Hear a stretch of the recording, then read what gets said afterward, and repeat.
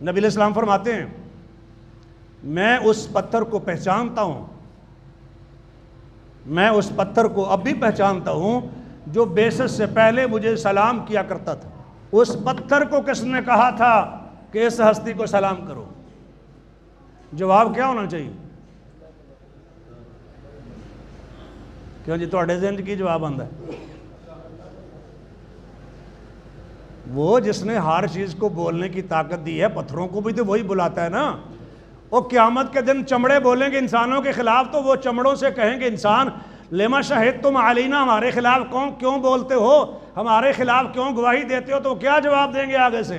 अंतकन अल्लाहुल्लज़ी अंतका कुल्ल शै, उसी ने हमें बुलवाया है जिसने हर चीज को कुव्वत गोयाई अता फरमाई है।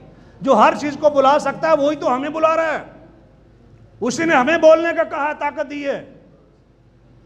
तो जो इस जुबान को गोश्त का टुकड़ा है इसको बोलने की ताकत दे सकता है, तो पत्थर को नहीं दे सकता? पत्थर से नहीं कह सकता कि इस हस्ती को सलाम करो।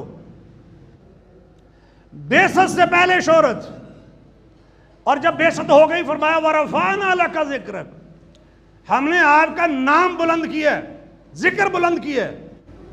रिफत शान है नाम मोहम्मद से आया शान मोहम्मद, जो शान मोहम्मद है वो शायान मोहम्मद होता है। रफाना लका जिक्रक से ये साबित कि खुद रब्बे मोहम्मद है सना खान मोहम्मद।